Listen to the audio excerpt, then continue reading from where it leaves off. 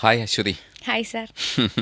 സാറല്ല, ചേട്ടൻ. ഹായ് ചേട്ടാ. ആ, രജനീഷ്, അതാണ് പേര് പേര്. വേണ്ട, ഞാൻ ചേട്ടാ വിളിക്കാം. ആ, അതായിരിക്കും നല്ലത്. അശ്വതിയെക്കുറിച്ച് ഇവർ നല്ല ഒരു ഫീഡ്ബാക്കാണ് എനിക്ക് തന്നേക്കുന്നത്. ആ, നല്ല കുട്ടിയാണ്, പാടുന്ന കുട്ടിയാണ്. പിന്നെ ഒരു കുഴപ്പമായിട്ടല്ല കേട്ടോ അവർ പറഞ്ഞത്, എന്ത് ചോദിച്ചാലും ഭയങ്കര നീളത്തിൽ സംസാരിക്കുമെന്നാണ്. ആണോ? അങ്ങനെ ചോദിച്ചാ ചെറുതായിട്ടൊക്കെ. ആ, ചുമ്മാ സംസാരിക്കില്ല അല്ലേ? പക്ഷെ ഇവർ നല്ലൊരു കമൻറ്റ് പറഞ്ഞതെന്ന് വെച്ചാൽ, ചിരിക്കാൻ പൊട്ടിച്ചിരിക്കും, പക്ഷെ അതേപോലെ തന്നെ ചിലപ്പോൾ പൊട്ടിക്കരയും. കരയും. ആ ആ അതെങ്ങനെയാണ്? ഭയങ്കര എക്സ്പ്രസീവ് ആണല്ലേ? നല്ലോണം പെട്ടെന്ന് നിന്റെ മുഖത്ത് അറിയും.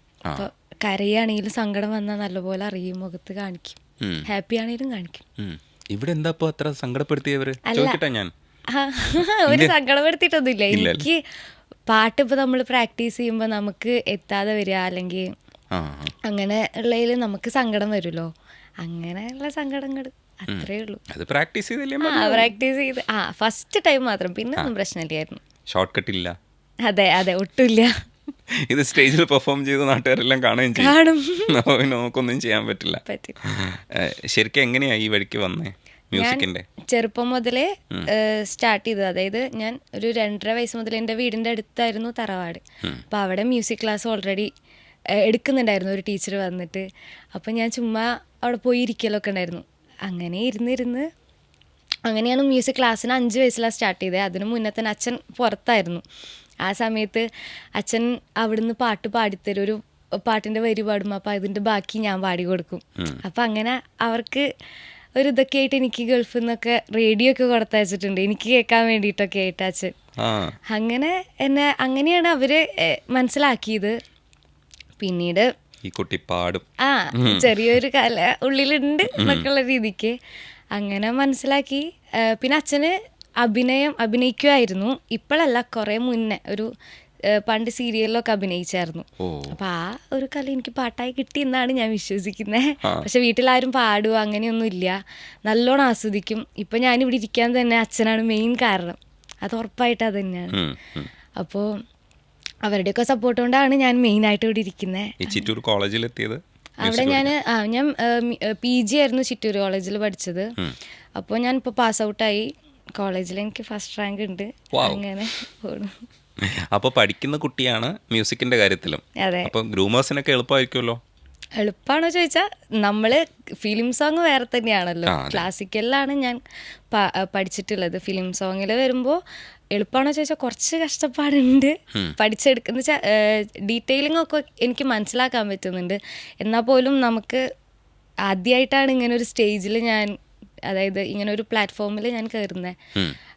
അല്ലാതെ പ്രോഗ്രാംസ് ചെയ്യാറുണ്ട്, എന്നാൽ പോലും ഇങ്ങനെ ഒരു പ്ലാറ്റ്ഫോമിൽ ആദ്യമായിട്ടാണ്. അപ്പോൾ അവിടെ നമ്മൾ നല്ലപോലെ ഡീറ്റെയിലിംഗ് നോക്കണം.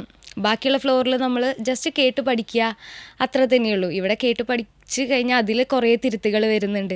അപ്പോൾ അത് നമുക്ക് ഇവിടെ ഭയങ്കര ഹെൽപ്ഫുള്ളാണ് സത്യം പറഞ്ഞാൽ. അത് നമുക്ക് പഠിക്കാൻ കിട്ടുന്നുണ്ട്. അങ്ങനെ വളരെ നല്ലതാണ്, എനിക്ക് ഭയങ്കര ഇഷ്ടപ്പെട്ടു. അടിപൊളിയാണ്. എല്ലാ സംസാരത്തിലുണ്ട് ഭയങ്കര കൂളായിട്ട് അശ്വതി സംസാരിക്കുന്ന കേൾക്കുമ്പോൾ എനിക്കത് ഫീൽ ചെയ്യുന്നുണ്ട്. ഇവിടെ കിട്ടുന്നൊരു അവസ്ഥ നല്ലതാണെന്നുള്ളത്. ശരിക്കും പറഞ്ഞു കഴിഞ്ഞാൽ ഇതല്ലാതെ എന്തൊക്കെയാ കുസൃതികൾ? അങ്ങനെ ചോദിച്ചാൽ അനിയനായിട്ട് നല്ലോണം തല്ലിടും. അവനിപ്പോൾ ഡിഗ്രി 3rd ഇയർ പഠിക്കും. ഞാനിപ്പോൾ PG കംപ്ലീറ്റ് ആയി. എനിക്ക് 22 വയസ്സായി. അത്രേ ഉള്ളൂ അല്ലേ? അത്രേ ഉള്ളൂ. പക്ഷെ അതിനേക്കാളും ചെറിയ പ്രായം തോന്നിക്കോളൂ കേട്ടോ. ആണല്ലേ? കാരണം കുഞ്ഞായിട്ടിരിക്കുന്നു, ഭയങ്കര രസമായിട്ട് സംസാരിക്കുന്നു. അനിയനോട് ചോദിച്ചാൽ അറിയായിരിക്കില്ലേ യഥാർത്ഥ? നല്ലോണം അറിയായിരിക്കും. ഇവളിങ്ങനെയൊന്നും അല്ലാതൊക്കെ പറയും, ഉറപ്പായിട്ട് പറയും. വേദിയിൽ കൊണ്ടുവരും. പക്ഷെ ആളിത്തിരി ഷൈയാ, സംസാരിക്കില്ല. എന്നോട് പറയും, എന്നെ കുറിച്ചൊന്നും അധികം പറയണ്ട, ഞാൻ ഒന്നും വർത്താനം പറയില്ല കേട്ടാ എന്നൊക്കെ പറയും. എന്നോട് പറയൂ. കിട്ടിക്കഴിഞ്ഞപ്പോഴത്തേക്ക് വീട്ടുകാരുടെയൊക്കെ ഒരു ഹാപ്പിനെസ് എന്താണ്? വല്ലാത്ത ഹാപ്പിനെസ് ആയിരുന്നു. അതായത് ഞാൻ പറഞ്ഞല്ലോ, അച്ഛനാണ് നല്ലപോലെ ഇഷ്ടമുള്ളതായത്. അതായത് എല്ലാവർക്കും ഇഷ്ടമാണ്, എന്നാൽ പോലും അച്ഛനൊരു പൊടിക്ക് കൂടുതൽ ഇഷ്ടമാണ്. അതെനിക്ക് കാണുമ്പോൾ അറിയാം. കാരണം എന്തെനിക്ക് പ്രോഗ്രാം വരികയാണെങ്കിൽ അച്ഛനെ എന്നെ എല്ലായിടത്തേക്കും കൊണ്ടുപോവുക.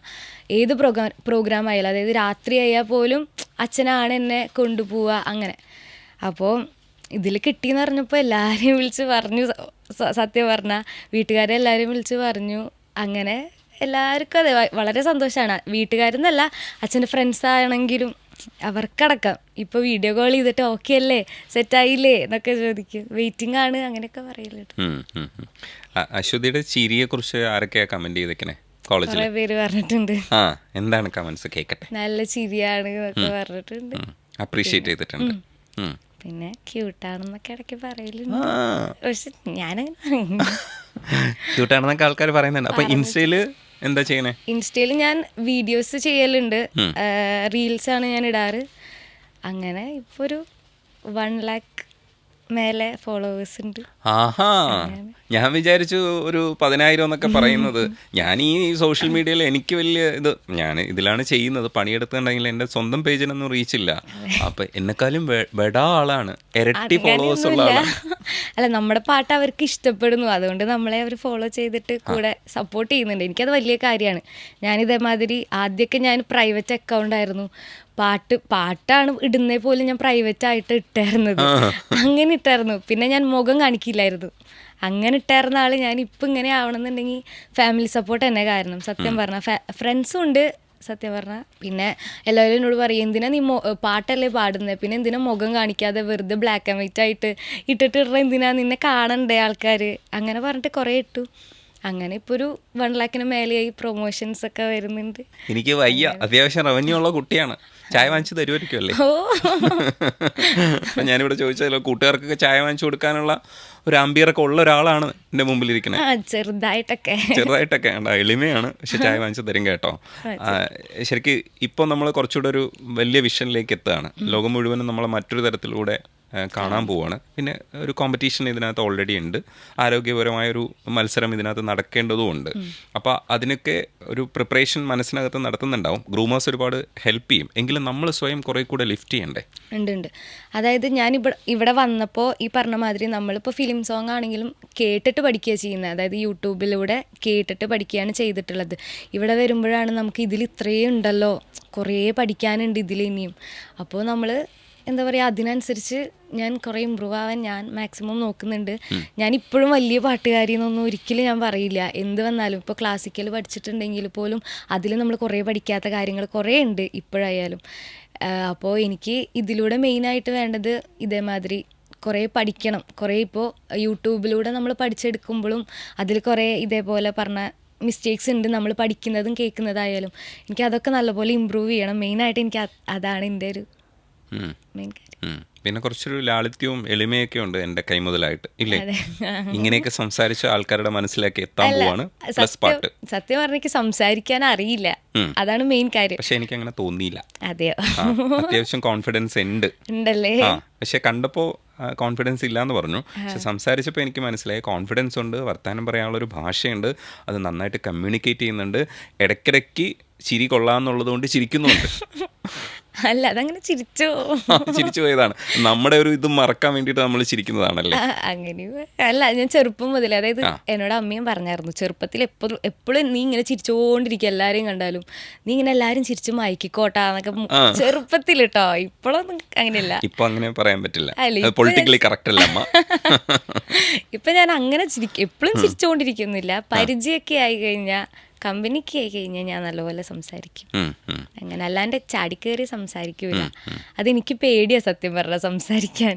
ഞാൻ എന്തേലും പറഞ്ഞ പൊട്ടത്തരാവോ എന്നൊക്കെ ഉള്ള നല്ലപോലെ. ഷോ കഴിയുമ്പോൾ അശ്വതി നോക്കിയോ, അശ്വതിയുടെ ഇൻസ്റ്റയുടെ ഫോളോവേഴ്സിന്റെ എണ്ണം ഞാനിപ്പോൾ മനസ്സിനകത്ത് ഫിഗർ കണക്ക് കൂട്ടുന്നുണ്ട്. അതിപ്പോൾ ഞാൻ പറയുന്നില്ല, ഞാൻ പ്രഡിക്ഷൻ ഞാൻ പറയാം, പേഴ്സണലി പറയാം. അതിലേക്ക് അശ്വതി എത്തുമെന്നാണ് ഞാൻ പ്രതീക്ഷിക്കണേ. എത്തണം തീർച്ചയായിട്ടും. അപ്പോൾ ഈ പാട്ട് ഭയങ്കര രസമായിട്ട് പ്രസൻറ്റ് ചെയ്യുമെന്നാണ് ഞാൻ വിചാരിക്കുന്നത്. എല്ലാ ജോണേഴ്സും അശ്വതി കൈകാര്യം ചെയ്യുമെന്നും ഞാൻ കരുതുന്നുണ്ട്. എന്തായാലും അടിപൊളിയായിട്ട് മുന്നോട്ട് പോകും. ഹൈ എനർജി എടുക്കുക, എല്ലാ ഹഡിൽസും ചാടിക്കിടക്കാൻ പറ്റട്ടെ. Thank U.